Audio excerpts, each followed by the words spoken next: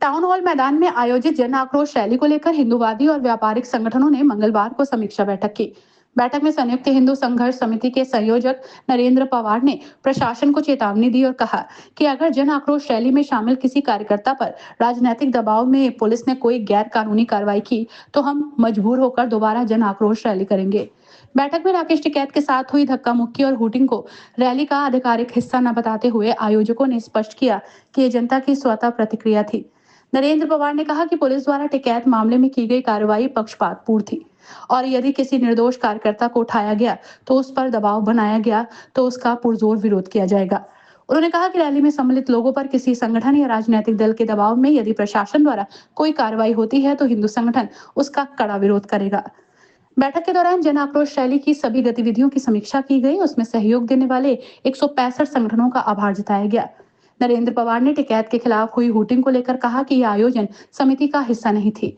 जनमानस ने उनके पूर्व बयानों से आहत होकर अपनी नाराजगी प्रकट की। नरेश टिकैत की सड़कें लाल कर देने वाले, खून की नदियां बहा देने जैसे बयान पर प्रतिक्रिया देते हुए नरेंद्र पवार ने कहा, अगर हमारे किसी नुकसान से टिकैत परिवार को लाभ होता है तो वे बताएं, हम उनके घर चलने की भी तैयारी में हैं। उन्होंने ये भी कहा कि जन आक्रोश रैली में किसी शराबी व्यक्ति की उपस्थिति का आरोप गलत है। यदि कोई ये सिद्ध कर दे कि वहां कोई शराब पिए था तो वो टिकैत समर्थक ही रहा होगा, पवार ने तंज करते हुए कहा। अंत में नरेंद्र पवार ने स्पष्ट किया कि प्रशासन द्वारा रैली में शामिल कुछ लोगों को पूछताछ के लिए बुलाया गया था, जिन्हें बाद में छोड़ दिया गया। उन्होंने चेतावनी दी कि यदि किसी व्यक्ति के खिलाफ किसी राजनीतिक दल या संगठन के दबाव में कार्रवाई की गई तो हिंदू संगठन चुप नहीं बैठेंगे। जी, आपका परिचय? नरेंद्र सिंह पवार, संयोजक हिंदू संघर्ष समिति। मीटिंग की गई है जिला पंचायत कार्यालय में। आज जो कल 2 मई को जन आक्रोश रैली का आयोजन किया गया था, उसकी समीक्षा बैठक के लिए मीटिंग बुलाई गई थी, जिसमें सहयोगी सभी संगठनों के प्रतिनिधि यहाँ पर उपस्थित थे। जन आक्रोश रैली की समीक्षा बैठक में हमने उसका सारा आंकलन किया। उसके पश्चात हम सभी संगठनों का, जितने भी संगठन इसमें सहयोगी थे, जिन्होंने हमें समर्थन पत्र दिए थे, हम उन सबका हृदय से आभार प्रकट करते हैं। जितने सहयोगी थे हमारे, जितने कार्यकर्ता थे और जो जनपद के नगरवासी थे, देशभक्त, उन सब का भी हृदय से आभार प्रकट करते हैं। और 2-3 सूचनाएं आई थी जो कल राकेश टिकैत जी वहाँ आए थे और उनके खिलाफ जनमानस ने हुटिंग की थी। उसको लेकर 2-3 कार्यकर्ताओं को पुलिस ने उठाया था। ऐसी किसी भी कार्रवाई का हम विरोध करते हैं और जनपद प्रशासन से हम ये कहना चाहते हैं कि अगर किसी संगठन के, किसी दल के या किसी प्रेशर में किसी भी नागरिक के खिलाफ जो जन आक्रोश रैली में शामिल थे, अगर किसी भी तरह की कोई गैर कानूनी कार्रवाई की गई तो हम उसका कड़ा विरोध करेंगे। उसके लिए अगर हमें कोई अन्य रैली करनी पड़े तो उसके लिए भी हम सब तैयार हैं। आज बड़ी रैली टिकैत के द्वारा भी की गई, जीआईसी में मैदान में इकट्ठे हुए, फिर टाउन हॉल में गए, एक तरह से ललकारते हुए वे लोग पहुंच रहे थे।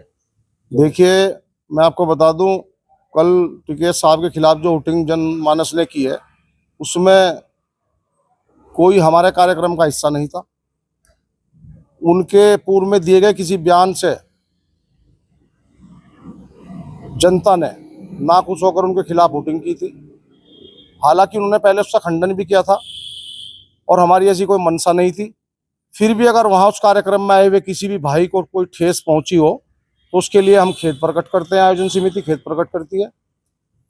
और अगर ये जो बात सुनने में आ रही है कि खून की नदियाँ और धरती लाल, इस तरह की कुछ बातें हमारे संज्ञान में आई हैं, उस पर भी यहाँ चर्चा हुई। अगर टिकैत परिवार को हमारे किसी नुकसान से फायदा होता हो तो वो हमें बताएं। ये जनपद इतना बड़ा नहीं है, जिले के नागरिक एक दूसरे को जानते हैं, हम भी सब किसान परिवारों से हैं। अगर उन्हें हमारा खून निकाल कर आयोजन समिति का कुछ बुरा करके अगर उनका कुछ भला होता हो तो हम उसके लिए तैयार हैं। वो बताएं, हम उनके घर चलने के लिए तैयार हैं। तो किस तरह को से देखते हैं जो उसमें उन्होंने कहा कि कुछ शराब पिए हुए युवक थे जिन्होंने ये हरकत की है, डंडे से उनके सिर पर मारने की कोशिश की है, झंडे से। अब देखिए, आप सब जानते हैं कि एक नॉर्मल आदमी में और शराब पिए हुए व्यक्ति में कितना फर्क होता है। अगर कोई शराब पिए हुए होता तो उसका रोकना बहुत मुश्किल था। तो मेरे अपना जो अनुभव कहता है, ऐसा कोई व्यक्ति वहाँ नहीं था। और अगर उन्हें पक्का प्रूफ करते हैं कि शराब पिए हुए था, तो फिर वो उन्हीं के साथ कोई व्यक्ति था जो शराब पीकर आया था। ये वोटिंग करने वालों में तो सैकड़ों लोग थे और आप कह रहे हैं कि गिरफ्तार 2-4 चुके हैं। देखिए, गिरफ्तारी नहीं, वो पूछताछ के रूप में बुलाया गया था। बाद में अधिकारियों से वार्ता हुई, ये सब चीजें क्लियर हुई है। उसमें पूछताछ कर ये देख रहे हैं। कल एसपी सिटी साहब ने घटना के बाद ही अपनी बाइट जारी की थी। उन्होंने कहा था कोई इस तरह की हमले की घटना नहीं हुई है, सारे वीडियो फुटेज खंगाले जा रहे हैं। वो प्रयास ये है कि अगर किसी ने किया है तो उसे चिन्हित करने का प्रशासन का प्रयास है और हम उसके समर्थन में हैं। लेकिन उसकी आड़ में अगर किसी संगठन के दबाव में किसी कार्यकर्ता के खिलाफ कोई कार्रवाई की जाएगी तो हम उसका डट कर विरोध करेंगे।